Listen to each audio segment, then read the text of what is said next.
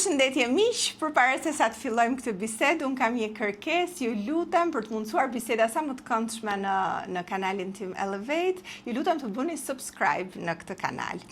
Para disa ditësh isha e ftuar në një event që kishte organizuar zonja Liri Berisha, ku ajo promovonte librin e saj, Më prano kështu siç jam. Një event shumë prekës në fakt, ku pata mundësin që të njihja zonjën Blerina Lala, të ftuarën time për sot.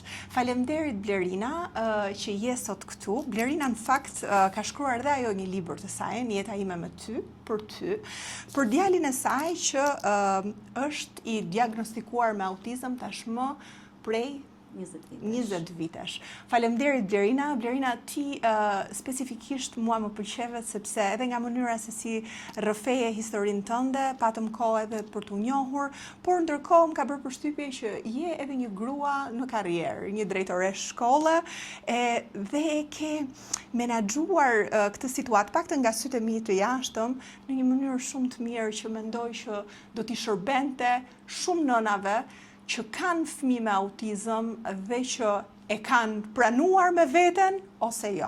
Kështu që le të bëjmë një rrëfim bashkë, të sinqert, të hapur. Faleminderit që je këtu dhe unë do doja të më tregoje pak se si nisi historia jote me Michelin. E para të falenderoj unë ty, në fakt kisha vite pa dhënë intervista, isha shkëputur, jo se nuk doja, por me mendimin që isha përpjekur dhe kisha bërë aq sa kisha mundur për kauzën e autizmit.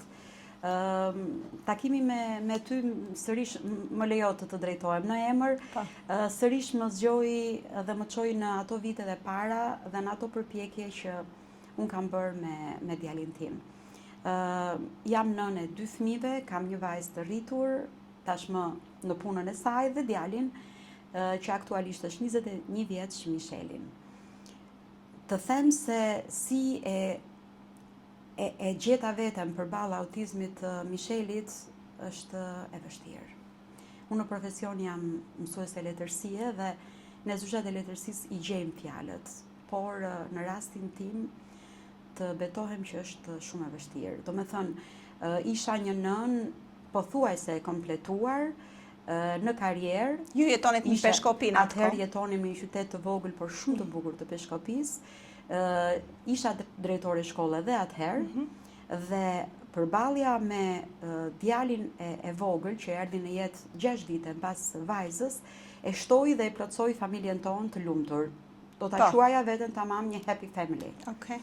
Dal nga dal fillova të shikoja disa gjeste, disa veprime të cilat më bënin përshtypje, por nuk u vija dot asnjë. Rreth cilës moshë? Le të themi diku nga mosha 2 vjeç e gjysmë. Okay. Ditë të them që në moshën 1 vjeçare, mbaj mend që ishim në prag të vitit të ri, i mbir ka lindur në nëntor dhe në dhjetor sapo kishte mbushur vitin, dhe ishte ai fëmia i gëzuar, i qeshur, gati në të ecur, gati po belbëzonte. Mbaj mend si sot që tërhiqej për të vajtur te pema e vitit të ri me ato dritat që e tërhiqnin, dhe bëjmë vaksinën, siç është po themi në moshën 1 vjeçare, dhe ai që atëherë më kaloi një temperaturë shumë të lartë, dhe më pas 2 javë rresht, dhe më pas barkët dhe të diella. Kjo është një vaksinë që përgjithsisht e bëjnë gjithë fëmijët dhe që jep temperaturë, apo jo? Jep pak temperaturë. Okay. Ja kisha bërë dhe vajzës, dhe nuk mirë, po tek Micheli rëndoi pak më shumë. Ja kuptoj. Por unë nuk e dija që kjo pak më shumë më vonë do të më kushtonte. Po. Unë nuk di të them nëse vërtet vaksina ndikoi në autizmin e Timbiri, por di të them që mbas kësaj vaksine Imbir ndryshoi sjellje. E para një herë ato belbëzimat u mbyllën, pra ai nuk foli fare. E dyta filloi të bënte disa gjeste dhe veprime të cilat unë nuk i kisha parë tek vajza ime. Nuk e tërhiqnin lojrat, nuk e tërhiqte filmi vizatimor, siç e tërheqin të gjithë fëmijët e vegjël. Ishte i fiksuar. A komunikonte me ty? Jo, dhe ajo që më bënte më shumë përshtypje ishte mungesa e kontaktit. Domethënë kur ti e thërisje, ai nuk të shikonte, nuk reagonte, as kur i vija të raketaken, as diçka të zhurmshme, siç ndodh normal me fëmijët e vegjël. Unë isha një nënë e mësuar. Pra po të ishte vajza, do të isha nënë e re dhe shumë gjëra ndoshta. Por i kisha mësuar. Bëje krah krahasimin. Plus që nuk isha një nën, po themi, që isha martuar shumë e re dhe pra kisha pjekurinë në çdo aspekt për të kuptuar çfarë shkon dhe çfarë nuk shkon. Por ajo pjekuri që më mungonte, për fat të keq ishte pikërisht mungesa totale e informacionit dhe nuk e njihja fare termin autizëm. Po. Këto shenja të vogla më bën që një ditë të bukur të marr rrugën drejt Tiranës. Kisha një miq. Pra, ndaje këtë shqetësim me bashkëshortin atë kohë. Ndaja me bashkëshortin, ndaja me prindrit e mi, edhe me vjerën, sepse atë kohë ishim bashk. Dhe fatkeqësisht askush nuk të kuptonte në thonjë zanatës, sepse në pamje të parë Misheli ka qenë një fëmijë shumë i bukur dhe nuk të jepte asnjë lloj impresioni që ka diçka që nuk shkon.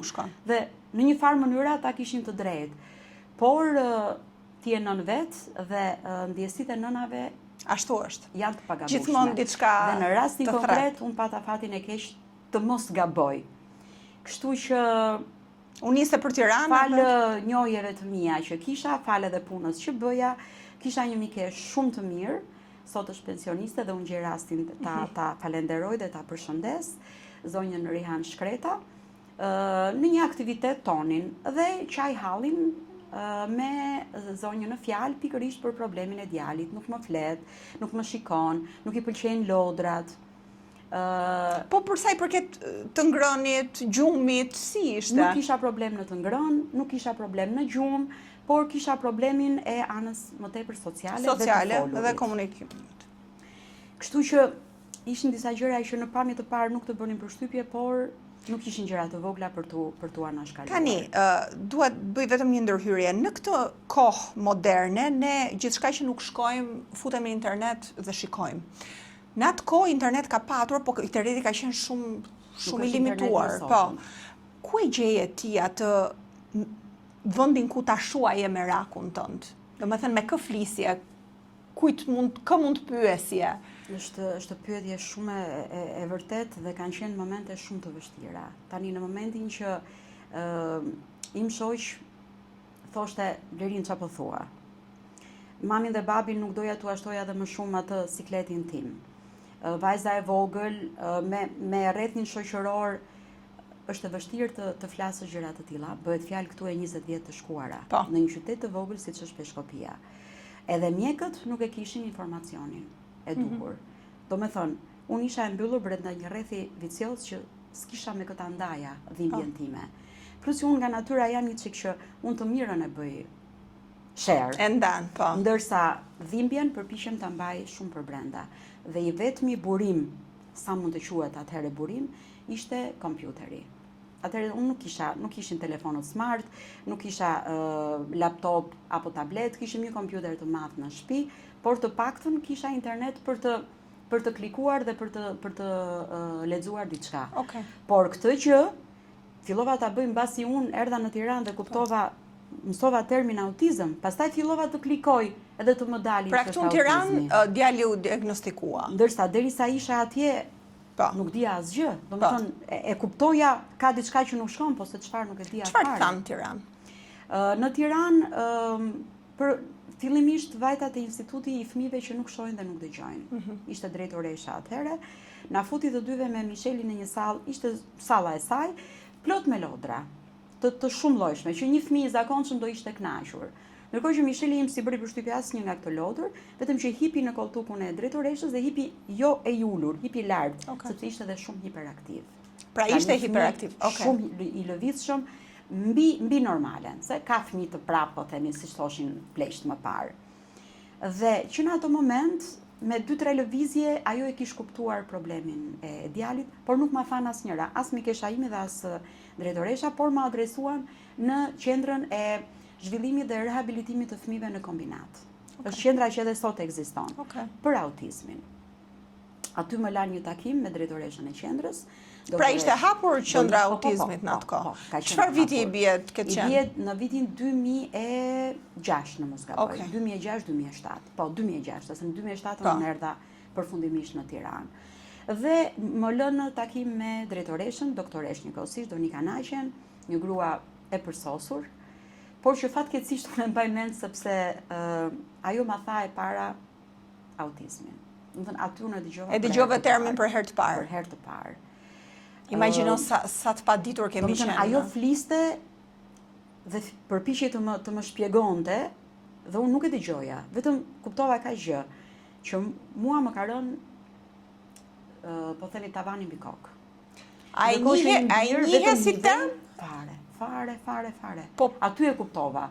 Vuan nga një çrregullim, më thoshte doktoresha, ka këtë problem, dhe ato problemet ishin ato që unë i kisha parë te Misheli. Më kupton? Kështu që aty e kuptova vërtet se çfarë po më ndodhte.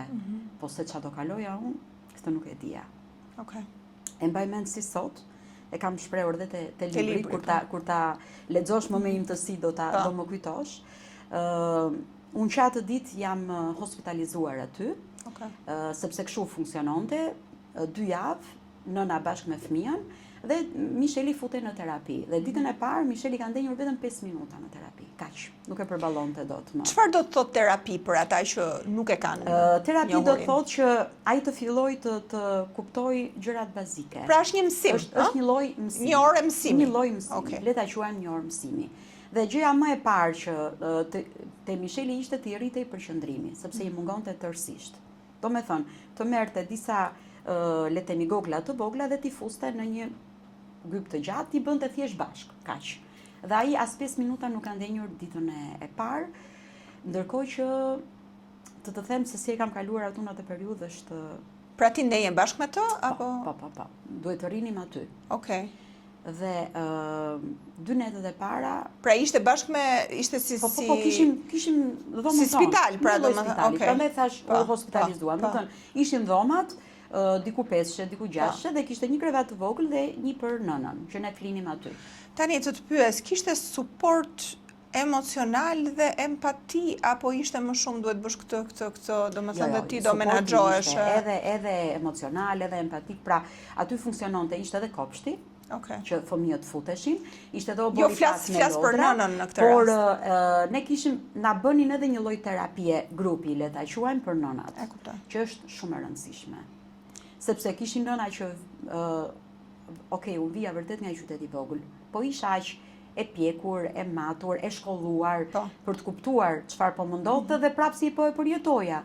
Kishte nëna të tjera që vinin nga fshatrat, që duhet të largoheshin sepse kishin hallë dhe probleme pafund dhe nuk e dinin çfarë po ndodhte me fëmijën e tyre. Ato kishin nevojë shumë më tepër se unë për tu. Domethënë ne pastaj filluam të jepnim mend dhe kurajo njëra tjetrës. Patjetër. Dhe erdhi një moment që unë fillova të bëhem ndoshta zëri atyre, për aq kohë sa unë ndenja në qendër. Si përjetoi Misheli ato 2 javë? Shumë keq. Ka qenë periudha më e errët e jetës time, sepse e para që isha keq isha unë. Dhe normal që do përjetoj edhe Misheli. Ai kishte shumë të vështirë në ndryshimin e vendeve. Dhe fëmijët autike kanë këtë problem, apo jo? Që nuk duan të ndryshojnë. Në moshën 14-15 vjeç e kishte shumë të vështirë përshtatjen në mjediset të reja. Dhe imagjino një fëmijë 3 vjeç që ishte mësuar vetëm me shpinën e tij dhe me shpinën e prindërve të mi, dhe e solla në një ambient krejt të panjohur. Kjo ka qenë shumë e vështirë. Nuk e mbaja dot, më ikte, bërtiste. Shumë e vështirë ka qenë, jashtëzakonisht. Shto pjesën që nuk isha mirë as unë, domethënë. Mbas atyre 2 javëve, u kthyet prapë në Peshkopi? U kthyem në qytet, unë fillova punën dhe mbas 6 javësh, pra mbas 1 muaj e gjysmë duhet sërish të vinim për 2 javë të tjera. Ja kuptoj. Unë kam ardhur 3 herë gjithsej, mirë po sa herë që vija, kuptoja që ai harronte gjithçka çfarë bëhej në ato pak minuta terapi, sepse ai filloi ta shtoj 5 minuta, 10 minuta, dhe filluam ta plotsonim orën e plot, aq sa ishte. Tani gjatë kësaj terapie, ti po thoje që rritet përqendrimi. Përveç përqendrimit, çfarë tjetër vjet re që përmirësohet? Përmirësohet tek Misheli në këtë rast. Janë gjëra të vogla, por që unë i vija re. Okej. Fillon koncepti i ngjyrës. E kuptoj. Fillon koncepti i formës. Ideja e përqendrimit jo thjesht për të dalluar diçka, po edhe për të marrë me diçka. Domethënë, aty dhe loja është mësim. Tani, në qoftë se mund ta përshkruash në një farë mënyrë, një fëmijë i vogël në atë moshë 2 vjeç, përgjithsisht do shofi kuklla, do merret me një lojë, edhe nuk qëndron, por në rastin e Mishelit, pra ai ishte hiperaktiv, ai nuk rrinte asnjë moment me diçka? Absolutisht. Një moment ishte këtu, një moment ishte diku tjetër. Ai dinte vetëm të lëvizte nga vendi në vend dhe i papërqendruar apo me pa dëshirën për të marrë me ato që janë për moshën e tij. E kuptoj. Atë po ta lije 4 orë po. Ta lije para televizorit, duke ndjekur ka qenë një kanal dikur, nuk e di ekziston sot BBF-ja. Po. Ta lije me këngët e BBF-s, ti aty ti bëje gjithë punët e shtëpisë dhe Misheli nuk lëvizte nga vendi. Dhe fillimisht pa e ditur se ç'është, unë kur kisha ndonjë punë, thosha sa mirë po më ri, se e kemi në nënat. Mirë po, pastaj e mora vesh që nuk duhet ta lija, sepse i mungonte kjo pjesa tjetër. Si e përjetove pastaj? Domethënë, sa e vështirë ishte për ty, se e thjesht, mund të them, për ta pranuar. E pranove që në atë moment apo tu desh kohë për ta pranuar me veten tënde këtë gjë dhe pastaj ta përçoje te familjarët se shiko, përballja me autizmin është jashtëzakonisht e vështirë. Domethënë, unë kalova periudhën më të keqe të jetës time dhe sa herë kujtoj ende dridhem. Por jam mirënjohëse vetes për diçka, që unë nuk pata hezitimin më të vogël e para t'ja pranoj vetes dhe më pas të ngres zërin edhe tek të tjerët. Po si, të erdhi me njëherë, do me thënë, unë do t'a pranoj the me vete dhe ky është fati im dhe unë do menaxhoj tani. Të thash në fillim, unë përballjen e parë e pata me familjarët e mi, e pata me bashortin, e pata me prindrit e mi, e pata me njerëzit e afërt. Çfarë thanë ata?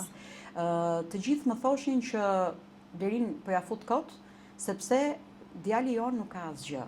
Madje ndonjëherë mami më thoshte që moj psi ja nxjerr namin djalit kur djalin e kemi si dritë, sepse vërtet ka qenë një fëmijë vërtet shumë i këndshëm, shumë i dashur, shumë edhe i bukur si fëmijë. Xhanem sot nuk ka fëmijë të jo të bukur, por nënat e kuptoj. Dhe kjo ka qenë përballja më e vështirë për mua, sepse më duke sigur, ore, nganjëherë thosha, ore, tani un jam apo të gjithë janë okay dhe un ka diçka që nuk shkon me mua. Por përgjigjen e mora në takimin e parë me doktoreshën. Dhe pastaj ata e pranuan familjarët? E patën të vështirë ata ta pranojnë? Shumë të vështirë. Le të themi që goditja që pastaj e dy fisht edhe për ta. Por vështirësia më e madhe që në momentin që unë mora guximin dhe vendimin për të lënë pas gjithçka, unë tash dorëheqje nga puna si drejtore në Peshkopi dhe kisha marrë një vendim që duhet të vinim në Tiranë, sepse po i shikoja që do ishte më e thjeshtë për të do të ishte më mirë për Mishelin për të ardhur këtu. Po tani imagjino të vish në Tiranë me një herë, njeriu kur ndryshon, bën plane, mendohet, ndërsa unë isha me një vajzë të vogël që ishte akoma në shkollë, do i vinim të dy burrë grua pa një punë të sigurt, me një fëmijë me 1000 probleme që nuk e dinim se çfarë na pret. Nga ana ekonomike, si ishit në atë kohë? Një familje normale? Një familje tërësisht normale, me rroga shtetërore. A ishin të kushtueshme këto vizitat të para që ti bëre atëherë? Vizitat e para nuk ishin të kushtueshme sepse ishim në shtet. Dhe nuk ishim, domethënë shpenzimet ishin vetëm të tipit të rrugës, do shkosh, do vish, kisha fatin që prindrit i kisha atëherë në Tiranë, pra nuk e kisha problemin e kuptoj, që mund qëndroje, po.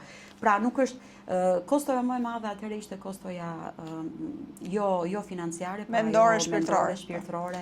Ajo ishte shumë e rëndë. Dhe pastaj me gjithë këtë sfidë, ju pastaj patët sfidën për t'u zhvendosur.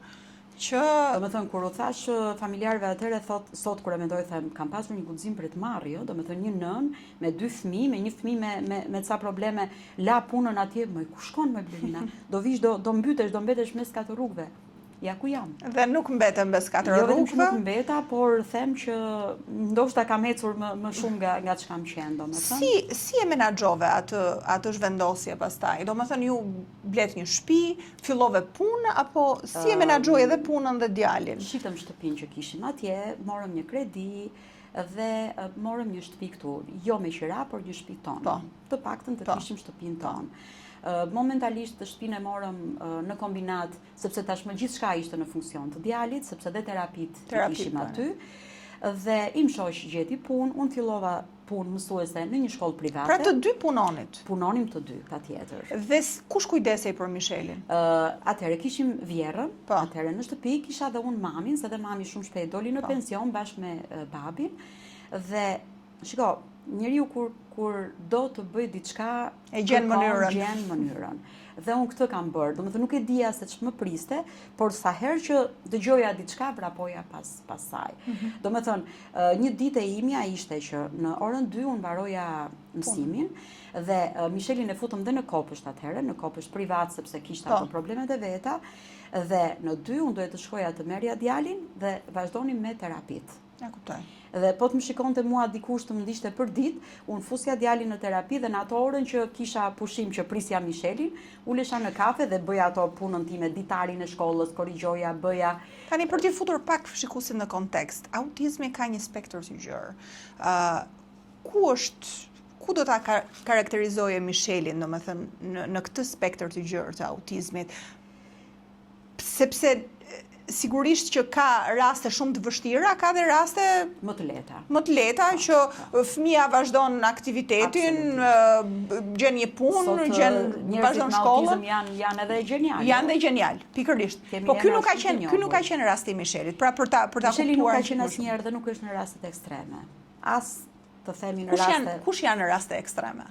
Raste ekstreme janë rastet e të dhunshme. Të dhunës. Që ti domethënë nuk arrin të suportojnë dot as ambiente sociale, as ti çosh. Domethënë që nga kopshti apo shkolla e mëtej. Ndërkohë Misheli ka patur, le të themi, probleme të tipit e para një logopedik. Pra Misheli ende nuk flet. Deri në moshën 12 vjeçare nuk ka artikuluar asnjë fjalë. Pastaj fal një punë intensive gati 2 vjeçare në terapi logopedie 2 orë në ditë nga e hëna në të premte. Në moshën 12 vjeçare ka filluar të flas fjalët e para. Domethënë ka qenë lumturia jonë më e madhe. Dhe që ju ka dhënë një kënaqësi shumë të madhe më këtë treguar. Menduam që u kapëm qiellin, domethënë kur kam dëgjuar për herë të parë që Misheli të thotë mama, baba, sepse këto kanë qenë fjalët e para. Pastaj mësoi mota për motrën. Dhe 2 djemt terapistët logopedët e Mishelit atëherë kanë bërë vërtet mrekulli. Domethënë ishte sfidë për ata, domethënë kur e morën përsipër. Pra nëse kthehemi, Misheli bënte kopshtin, bënte terapin dhe ndërkohë ju bënit këtë jetën normale deri diku. Nuk do ta quaja normale, Florian, sepse ne gjithçka e vinim në funksion të Mishelit. Ne edhe kur e çonim te lodrat, ishte terapi. E kuptoj. Sepse unë duhet të rria aty, Misheli nuk mund të qëndronte në një grup, vdiste i kishte shumë qef headset. Ke parasysh që ishin në për lodra? Mirë, po Misheli po t'i shikonte 3-4 fëmijë aty shmangej, nuk shkonte dot. Dhe kur e shikonte bosh, Misheli shkonte. Dhe unë duhet të rria aty tani që edhe kur të vinte një fëmijë tjetër, unë ta mbaja Mishelin dhe ai të hidhej dhe të fillonte të kuptonte që ai fëmia tjetër është shoku i tij. Pra edhe lodra për ne nuk ishte argëtim. E kuptoj. Edhe pushimet verore, edhe plazhi për ne nuk ishte argëtim. Pra, ti asnjëherë nuk e qenë e paqt ose ti dhe familjarët e tu. Pothuajse jo. Okej, domethënë çdo gjë ka qenë në funksion të ti, por si ka qenë të mësohesh me këtë mënyrë dhe të jetosh me këtë mënyrë? Shiko, ne bëm një pakt me veten, unë dhe im shoq, sepse edhe im shoq pastaj ishit bashkë sigurisht. Absolutisht, dhe kjo është kënaqësia më e madhe. Ne përballjen me autizmin e pam si sfidë dhe jo si dhimbje. Okej. Pra, filluam të kuptonim që kjo gjë ndodhi me fëmijën ton, mund t'i ndodhë dhe kujdo, dhe i ndodh, dhe mund t'i ndodh kujdo. Dhe ne filluam të përballemi me të. Dhe sot nuk themi që ne po e fitojmë sfidën me autizmin. Ne po përpiqemi ta sfidojmë autizmin e djalit ton. Ja pikërisht me këto gjërat e vogla të përditshme. Një ditë, kur them një ditë, flas për periudhat e saktuara. Noti, aktiviteti sportiv, pra në një palestër sporti.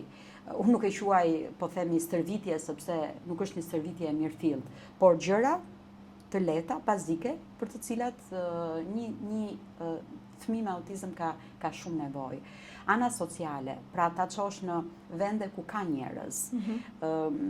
Unë dikur kam parë një video, e mbaj mend si sot, edhe jepte 2 mënyra reagimit të një fëmije të zakonshëm dhe të një fëmije me autizëm në një qendër tregtare. Dhe nëse një fëmijë i zakonshëm në një qendër tregtare, wow, kënaqet, lumturohet nga dritat, nga zhurmat, një fëmijë me autizëm nuk e pëlqen, se nuk do ngjyrat edhe. I mirë ka qenë tipik i tillë. Domethënë, edhe sot e kësaj dite un po të shkoj me Mishelin në një qendër tregtare, e di që nuk më reagon mirë dhe nuk e marr mundimin fare. Ama në pishinë e çoj, në palestër e çoj, e marrim dhe ecim të dy në rrugët ku ka njerëz, nga liçeni e çoj. Të gjitha këto vlejnë për ta bërë sadopak të aftë për veten një djalë, tashmë në rastin tim një të ri me autizëm. Pra ai është një djalë i ri dhe po ta mendosh, kanë kaluar 20 vjet. 20 vjet shumë sfidues për ju dhe sigurisht edhe për të, unë nuk e di sa është në gjendje një fëmijë autik të kuptoj nëse po ja bën të vështirë jetën prindërve apo jo, nuk e di nëse mund të e kupton apo se kupton. Domethënë ka nga ata të rinj që e din, e kuptojnë. Sepse në eventin e zonjës Berisha, ajo vajza që kishte shkruar letër për nënën e saj që të gjente punë, ajo më impresionoi shumë. Pra ajo e kuptonte vështirësinë e familjes, por në raste të tjera edhe mund mos ta kuptojnë fare, apo jo. Michelim për shembull mund ta kuptoj, por nuk ma bën me dije, unë nuk arrit ta kuptoj nëse kur ai ka një problem apo bën diçka që nena vë në sprov të fortë, nuk është se e bën se do të bëj diçka që nuk duhet. Thjesht ashtu i vjen. Pra në këto 20 vite, që edhe shikuesit që nuk e kanë këtë problem në familjet e tyre ta kuptojnë, këtu kemi të bëjmë me një të rritur tashmë, që sillet si fëmijë. Si një fëmijë i vogël, as 5 vjeç, diku në atë moshë, për ta kuptuar pak më mirë.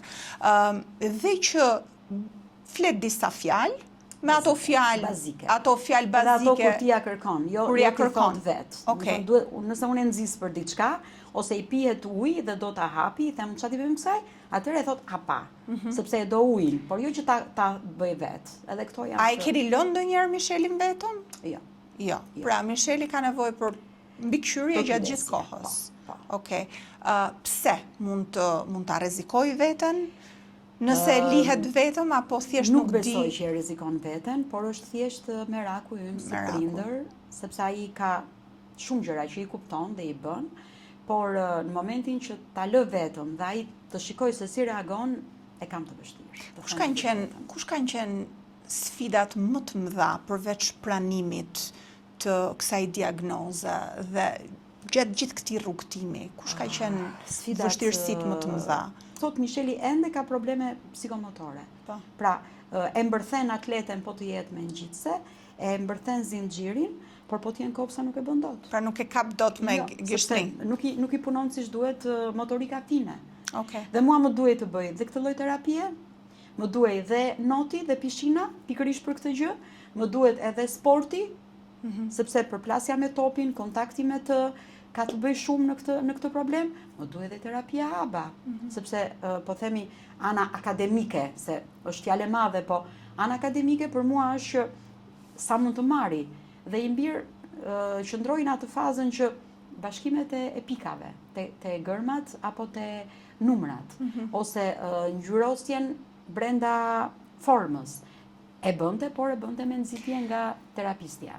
Ti kur shikon që këto milestones, pra këto zhvillime që ai fiton gjatë gjithë këtyre viteve terapi, edhe gjatë gjithë këtij rrugtimi, janë kaq të vogla. Sa që vërtet mund ta shqetësojnë një prind, domethënë sepse nuk arrihet diçka më shpejt. Edhe kjo është pjesë e pranimit të situatës. Domethënë, a je ndjer e frustruar sepse mënyra se si ti flet, edhe se si e menaxhon, më duket sikur e ke ditur gjithmonë ta bësh këtë, por dikush që nuk e ka gjën të pabesueshme, këtë mënyrë pranimi. Shiko Florian, unë ta thash në fillim, jam falenderuese vetes që unë që në fillim fare i thash vetes po, u thash të tjerëve po, dhe mbi të gjitha i thash autizmit të Titmiri, mua më ke këtu përballë dhe do të sfidoj sa të mundem. Dhe kjo është kryesorja sot. Nga ana tjetër, para ca vitesh, një mikeshe ime me cilën s'ishim parë prej kohësh, por që e dinte përballjen time me autizmin, dhe ishim në një kafe, tani të pish kafe do thotë që ti të relaksohesh. Ndërkohë që kafeja ime është një kafe që do mbash syrin, mendjen, veshin, krahun, nga shkon dhe nga vjen Micheli. Ishim në një vend ku kishte lodra, nuk diskutohej kjo. Dhe unë që jam ulesha e ngriesha në çdo moment. 50 sekonda, as minuti nuk bëhej. Dhe në një moment që unë isha me Michelin, mikesha ime i kishte thënë tjetrës, se ishim tre shoqe, i kishte thënë, unë nuk di domethënë sa ka investuar Blerina në gjithë këto vite, sa është lodhur dhe sa është përpjekur, prisja një tjetër gjë të shikoja. Dhe kur erdha, i pash të dyja që po flisni. Ose unë e kam atë telepatin shumë të zhvilluar, ose është një ndjesi nëne, dhe i them, mos më thuaj, thash që po flisje për mua dhe për Michelin. O Blerin, ata them se po plas, ta thuash tash edhe sinqerisht ta prisja diçka më shumë nga gjithë ajo që më ke treguar. Zemra ime thash, nuk jam pishman për asnjë gjë që kam bërë dhe ndoshta do bëj për Michelin. Kam shpenzuar shumë para, energji, forcë, nga vetja ime, gjithçka, për asnjë gjë nuk jam e pishmanit. Arritjet e Michelit janë minimaliste, ama unë nuk e di ku do ishte Micheli im sot nëse nuk do kisha investuar kaq shumë. Kështu që ta dishtash dhe nëse të bjerë situata me një tjetër aty ku t'je, se ajo jeton jashtë, autizmi këtë ka, kjo është sfida më e madhe autizmi, që ti investon shumë nga vetja dhe merr shumë pak. Ama ai shumë paku, pra të fëmijën tënde shumë zemra ime. Shiko tani Micheli i merr komandat e mia, dhe kur unë i them hajde këtu, nuk vjen me herën e parë, po me herën e tretë vjen, sepse e di që po e ngrita unë zërin, dhe kemi krijuar atë mënyrë, dhe ai do të vi këtu, dhe e di që jo atje, jo, nuk e thot me të parën, me të dytën, që kjo është sfida. Unë e di kush ka qenë dhe e di ku e kam Michelin sot, a ku do jetë nesër nuk e di thash. Kështu që kjo është vështirësia e madhe. Ka qenë e kushtueshme terapia e ti, trajtimi i ti në gjithë këto vite? Shumë. Si keni menaxhuar? Brenda familjes, gjithmonë se shqyqyr Zoti të dy në rroga, por rroga shteti. Një rrogë mësuesi dhe një rrogë normale, po themi e një nën shtetasi në punë. Dhe gjithmonë thoshim, kjo është rroga e Michelit, kjo është rroga e pjesës tjetër të familjes. Tani imagjino ato vitet e para në Tiranë, kishte ndonjë kredi mbi kokë.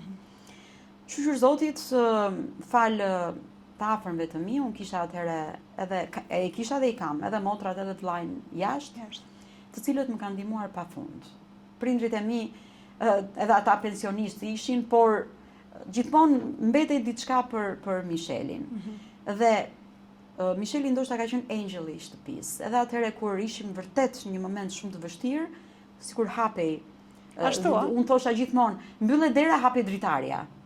Dhe gjithmonë ai është bërë sebepi për të ndodhur diçka e mirë për familjen, dhe të paktën për të mos mbetur asnjëherë keq fare. Ama një gjë, them që Michelit nuk i ka munguar asnjëherë, as terapia, as dashuria, as po themi puthja dhe përqafimi i kujdo.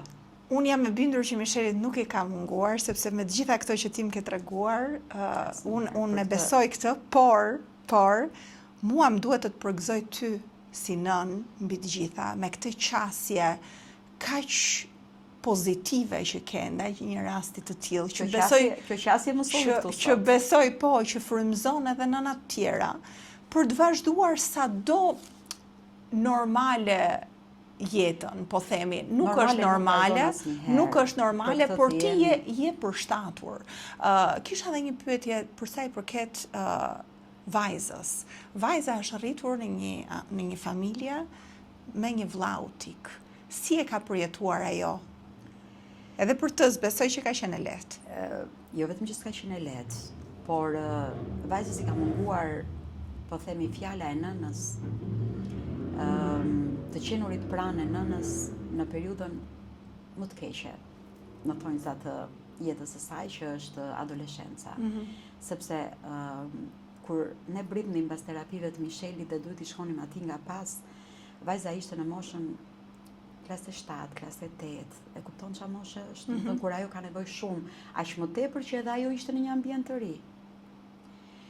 ajo kishte shumë probleme edhe ajo me përshtatjen, me ambientimin, to bullizimet e vogla, por që Kishte bullizim nga shokët e saj? Kur e mora unë vesh këtë gjë, i me bi ishte rritur. E kishte kaluar vetë. Ti nuk e ke idenë se sa keq jam ndjer unë kur mi ka treguar vite më vonë se sa probleme ka pasur edhe vajza në shkollë, edhe ajo natyrë pak ka mbajtur shumë për brenda dhe kur i thosha, po pse moj mam, si të thosha mami, ti vje vonë, e lodhur, e mërzitur, Misheli prap sulinte, të thosha dhe unë problemet e mia? Të t'i shtoja? Tani që kthehesh pas jam shumë, do më thënë ndjehem shumë do kishe bërë diçka ndryshe?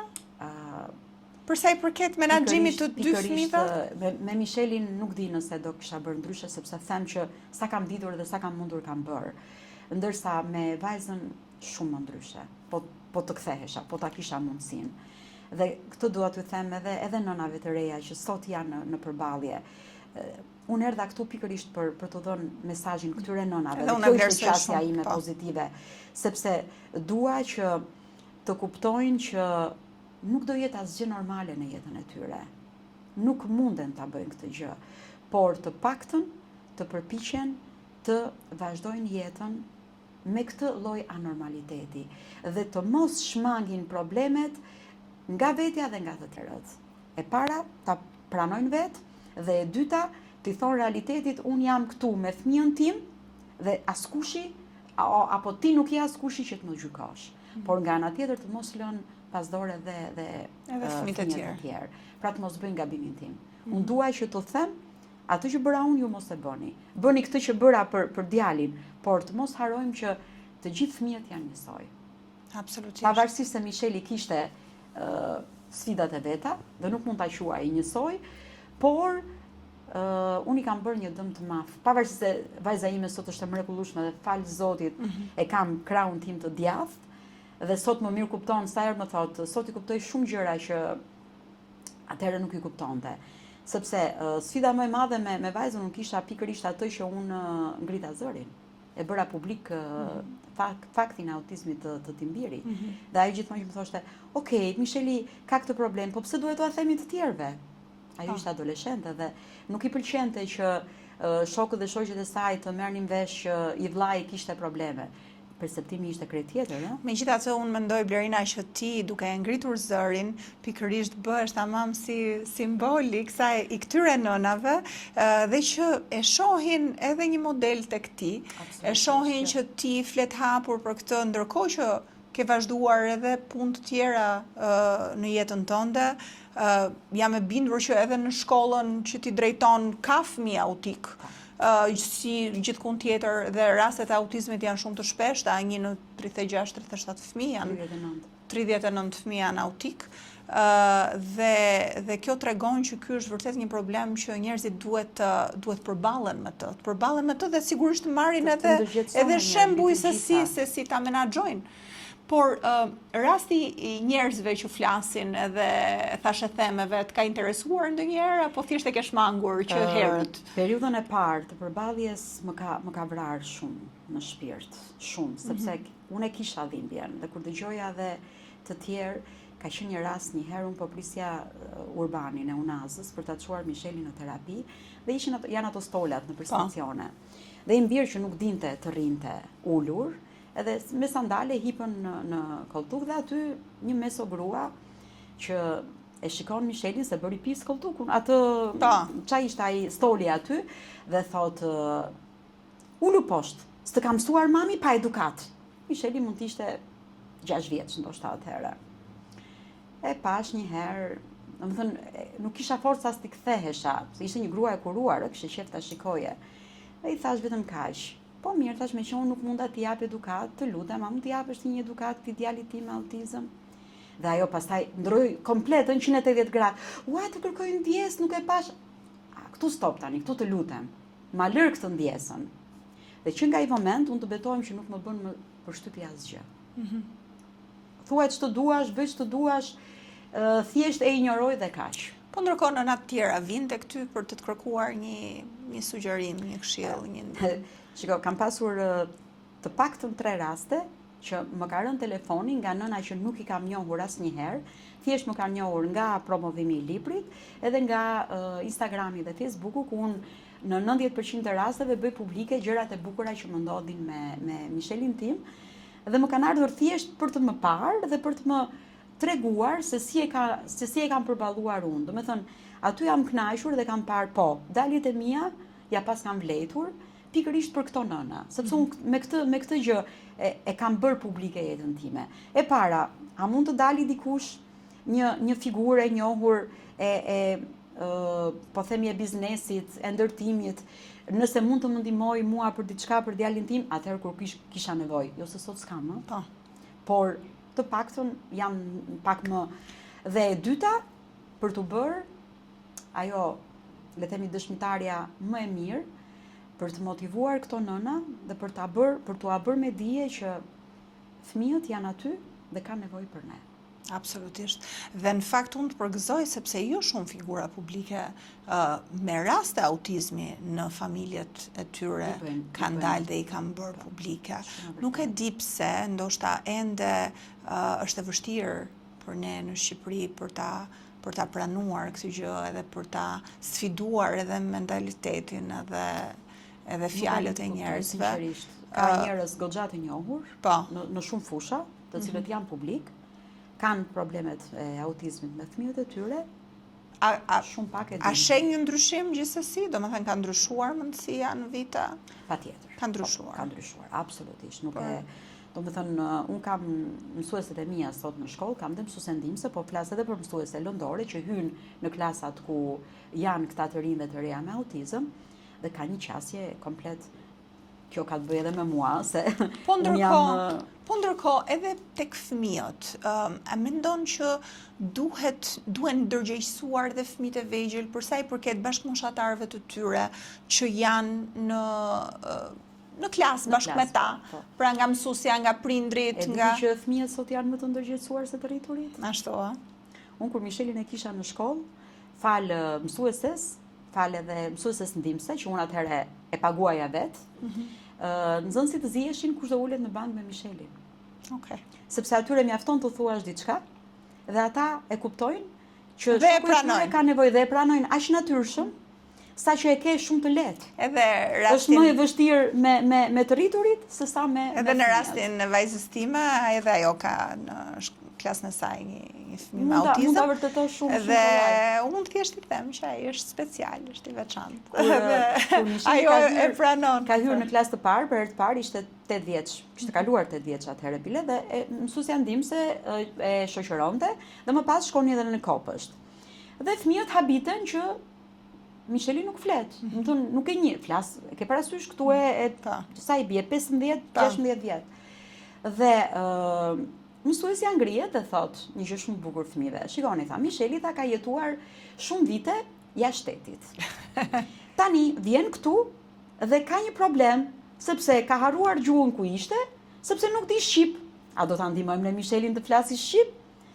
Dhe kur më çonte mësuesja ndihmëse foto apo video që si afroheshin këta të klasës tani që ta ndihmonin Michelin, ky imi se ishte komplet gjë e re, e kanë fjalën të qasja me fëmijët. Është vërtet, edhe kjo është. Ata nuk e kin, çfarë do thoshte? Do thoshte mësuesja që kjo nuk flet. Mund të kishte nga ata që edhe mund ta habiteshin apo edhe mund ta injoronin. Shikoj se sa mënyrë gjeti, por kjo mënyrë i bëri fëmijët që ta afrohen dhe asnjëri nuk e linte ta kapte se ke parasysh si kapin këta fëmijët e vegjël këtu në rreshtë dhe kapin njëri tjetrin, edhe këta ziheshin tani. Kush të rinte para Michelit dhe pas Michelit. Ti ke edhe një byzylyk nga ky byzylyku këtu. Shok të Michelit, un kam aktualisht maturant si vjet, nxënës që kanë qenë në klasë me Michelin, sepse Micheli nuk pata fatin ta çoj më lart dhe një nga vajzat që kanë ndenjur më gjatë me Michelin në klasë, Jenny quhet, unë sot e falenderoj publikisht, më bëri një dhuratë për 7 mars. Ja, këtë byzylikun. Po, që ti e mbana ende. Nuk e heq asnjëherë nga dora, sepse më kujton se brezi i ri dhe të rinjtë e sotëm janë shumë herë më të ndërgjegjshëm se mua më vjen mirë për këtë. Por në qoftë se tani ka ndryshuar edhe qasja, sepse më përpara, diagnostikoheshin me autizëm, shkonin në shkollë, po ndërkohë ti thua që Misheli ka bërë edhe vitin e 4 në gjimnaz, deri kur ka qenë? Deri në klasë 8. Deri në klasë 8, pra. Po deri në klasë 8, për ta kuptuar pak më mirë, thjesht ka qenë prezent aty? Unë kisha fatin që isha pjesë arsimit. Po. Do më i njëja të gjithë. Pra fëmijët në këtë shkallë të autizmit që ka Misheli, do më thënë presupozohet ta vazhdonin, rasti i Mishelit presupozohet ta vazhdonte, apo ishte dhe fat në këtë rast? Në fakti që unë kam të rinj me autizëm në shkollë, do thotë që e suportojnë. Po. Me probleme pa fund, por kanë mësuese. Dhe këtë e vendos, kush e vendos këtë? Nëse nëse suportohet apo jo? Unë isha një prind, le të themi, e përgjithshme për të kuptuar që sado të përpiqesha, e kisha të vështirë. Nuk arrije dot. Sepse ishte edhe problemi që atëherë mësuesit ndihmës nuk ishin kaq sa janë sot. Po. Domethënë unë sot në shkollë kam një mësues ndihmës për 2 të rinj. 2 orë me njërin, 2 orë me tjetrin. 4 orë nuk janë pak për një të rinj me autizëm. Ndërsa Misheli nuk mundej ta suportonte kaq. Atëherë s'kishte mësues ndihmës, që unë e kisha të vështirë. Dhe nuk doja që të bëj problem edhe për pjesën tjetër të klasës. Kështu që pra deri në klasë 8 ai ishte. Edhe ndoshta që ai nuk mundej më të vazhdonte pjesën, po themi, akademike. Zgjodha rrugë të tjera. A ka prindër që e shtyn që të vazhdoj gjithsesi? Edhe pse e din që kam pasur dhe kam të rinj me autizëm, të cilët, domethënë, shumë të vështirë. Nga ana akademike nuk marrin pothuajse asgjë, për arsyet e tyre, të cilat unë i mirë kuptoj, por që shpeshherë shkaktojnë probleme edhe në klasë. Nuk mund të qëndrojnë, ose kur ti thua rri, ai kërkon të dalë, kur ti thua hajtë të dalim, ai kërkon të rri, ka probleme. I mirë kuptoj, por që jemi përpjekur dhe shqyr Zoti deri tani ja kemi. Dhe deri në klasë 8, dhe pastaj mbas klasës 8, çfarë ndodhi me aktivitetin ditor të Mishelit? Atëherë unë e çova në një qendër ditore. Ishin disa... Pra ka qendra të tilla në Shqipëri që ka dhe s'ka. Okej. Domethënë, të themi qendra të mirëfillta nuk ka. Flas për moshë madhore. Unë atëherë e çova, ishin 5 Lerina, a nje shumë të rinj tani që janë në moshë madhore me autizëm? Grupi që zonja që drejton aktualisht qendrën, unë kam djalin sot, unë për dhimbjen, zonja ka në grup WhatsApp-i, po ta hapun tani telefonin, janë mbi 100 nëna. Të cilat janë pjesë e këtij grupi.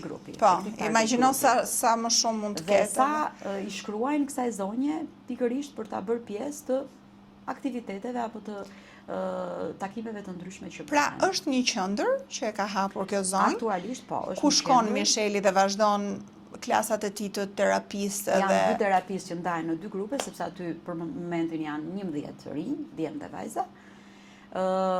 Pjesa që më pëlqen më shumë është aktiviteti praktik. Tani këta janë në një moshë që duan më tepër të vetaftësohen për gjëra bazike, për gjëra praktike. Dhe për këtë gjë aty punohet mirë. Okej. A shikon ndryshim? Unë nuk pres ndryshim tani. Unë tani pres stabilitet. Okej. Pra pres që djali im të jetë stabil dhe të marri komanda dhe të bëj gjëra të cilat nuk do t'i bëj, po duhet t'i bëj. Okej. Do thuash ti çfarë? Gjëra të vogla, të pastroj diçka, të marrë një komandë, merre, çoje, bëje. Të marrin ata në fund çdo të premte, bëjnë pastrimin e qendrës, zonja që është me caktuar me atë punë, dikush i mbledh, i fut në atë qesën e plerave. Misheli e merr dhe e çon te koshi. Po nuk i bën vet, pra duhet t'ia thuash që të bëj. Ka nevojë për nxitje. Okej. Po t'ishte që i bënte vet, do flisnim. Okej, për ta kuptuar një çik më mirë, në rast se ti nuk e drejton që ta udhëzosh ose t'ia kërkosh diçka, ai si e kalon atë ditën e tij, nëse ti nuk do ta bëje këtë? Nëse ti nuk e bën, ai thjesht do rri në një vend aty dhe do kërkoj gjëra që do. Në rastin e Timbiri, vdes të gërmoj të gjej diçka për të ngrënë. E hap frigoriferin, hap sirtarin, i ngre gjëra se e di që unë mund ta fshe diçka. Pra me të ngrënën është mirë. Me të ngrënën jeni shumë mirë, se edhe ngrëna është problem më vete, domethënë unë njoh fëmijë me autizëm që gjithë jetën e tyre me bukë thatë. Kanë 5 gjëra, pra janë shumë selektiv në të ngrënë. Me Mishelin nuk e kam këtë problem, përkundrazi, unë duhet t'ja heq. Po ti thuash Mishelit tim, hajde se kam diçka të çanta. në sekond vjen. Po ti thuash hajde ma jep diçka, do t'ja them 3 herë që ta bëj. Ama unë kam krijuar një rutinë.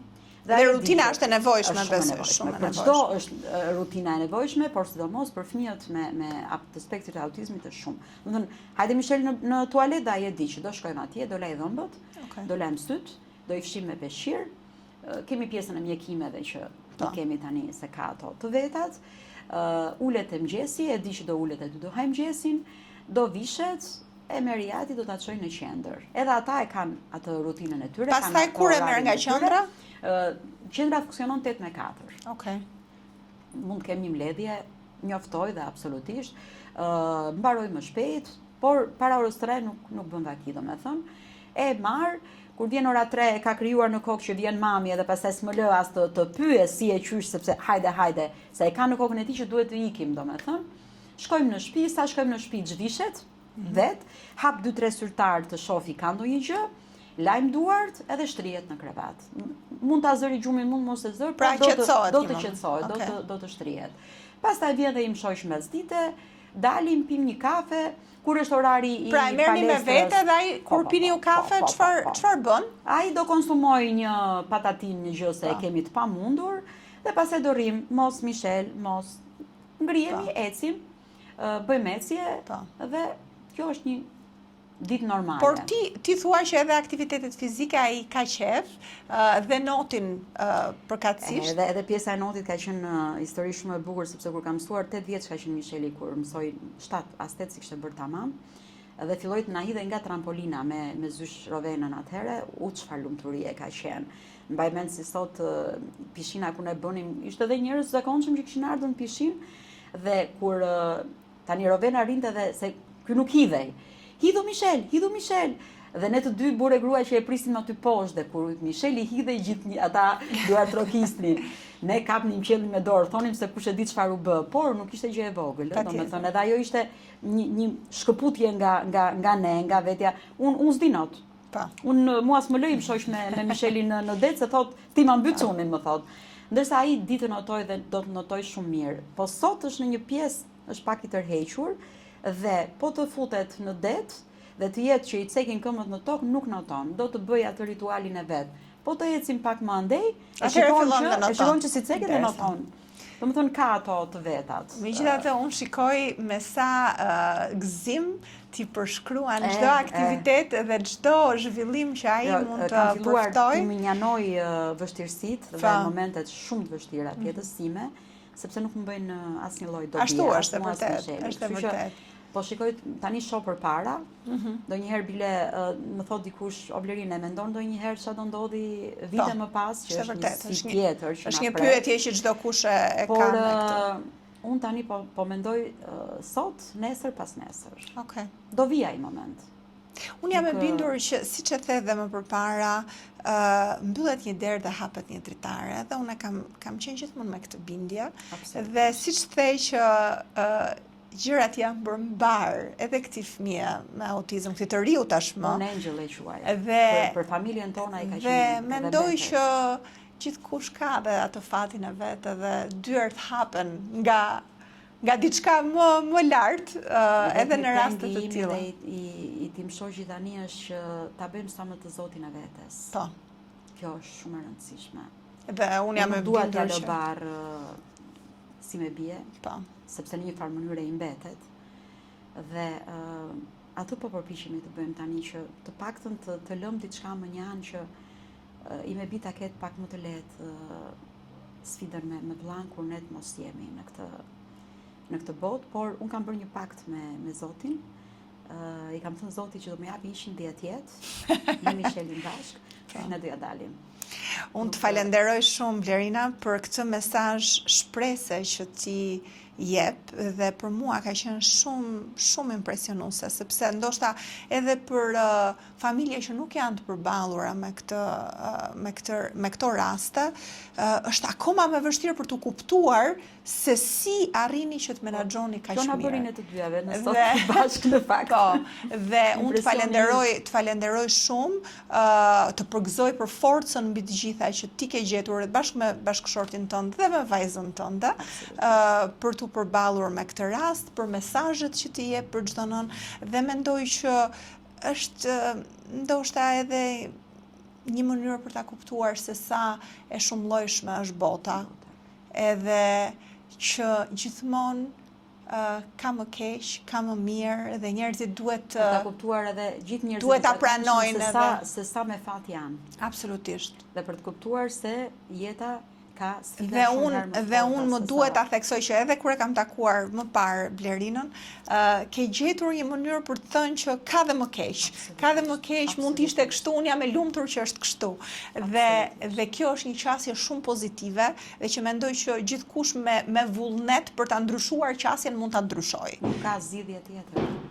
Nëse nuk e bën, do i dëmtosh fëmijën shumë më tepër nga çështja e dëmtuar. Faleminderit shumë për këtë bisedë. Faleminderit.